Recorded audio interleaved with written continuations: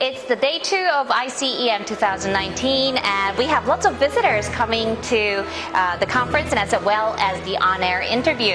And I think we should not miss out this person, very important person. And I'd like you to meet someone, VIP member of ICEM as well as IFEM. Welcome, Dr. Gautam Bodiwala. Thank you very much.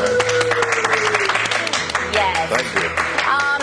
I know it will be a little funny that if I ask you to introduce yourself, but I think our viewers should know who you are. I think they already know you. I'm sure. My name is Gautam Bodiwala. I'm from United Kingdom and had the greatest pleasure of hosting the first international conference on emergency medicine in England in 1986. That's right. And in those days, we had just over 400 delegates. And if you now take the exhibitors here, it's 3,000. 18 conferences after, it has gone nearly 8 times more than what we had in the first time. Wow. And that's a great success as far as emergency medicine is concerned. And in the second conference in 1988 in Brisbane, I proposed that we establish an international organization, which came into being in 1990. Rest is history. International Federation for Emergency Medicine is the voice of emergency medicine around the world. Oh, wow. And it carries the weight. So you're actually the founder. Well, if you want to call me that way. And I had the greatest pleasure and honor of being elected as the first president once our governance was formalized.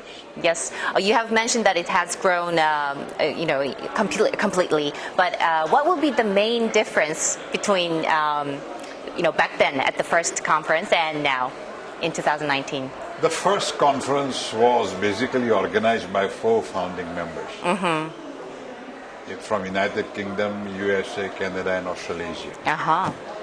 And in those days, during the conferences, we were simply exchanging the experiences of emergency care from each other country. But as the years have gone by, which is now more than 30 years, 32 years, more science, more research have come into it, making us understand the disease profile, the injury profile. The prevention has come in as well. Our experiences continue that we exchange at the conferences because that is very helpful to countries where emergency medicine is yet not established. But to advance the scientific way, the care that we provide, research is of very importance as well.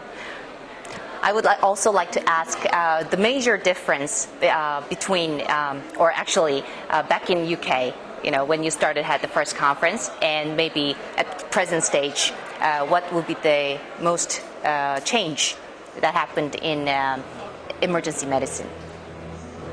One thing is that more and more countries have realized the importance of emergency care. And to provide that, you need to have experienced, properly trained medical staff. And bringing that experience into conferences and allowing other countries to learn has helped other countries developing emergency medicine curriculum, training and examination, and care provided by trained physicians and nurses. Right. That is one thing. Second thing, in the early days when we organized the first conference, there were 4 founding countries that I mentioned. Now, in this conference, there are 76 countries represented. So it is getting more and more worldwide. Right.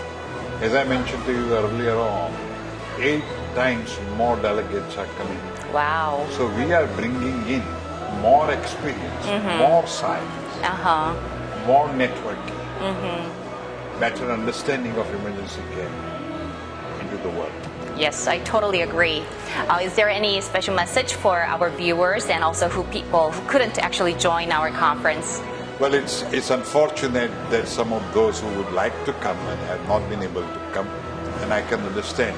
But Federation provides now the opportunity to participate in the conference every year. So if you couldn't come this year, you will have a chance to participate in the conference next year. But remember, emergency care is absolutely vital for healthcare provision, and let us all work together as far as provision of emergency care is concerned. Thank you so much for your time. Thank you very much. All right, thank you.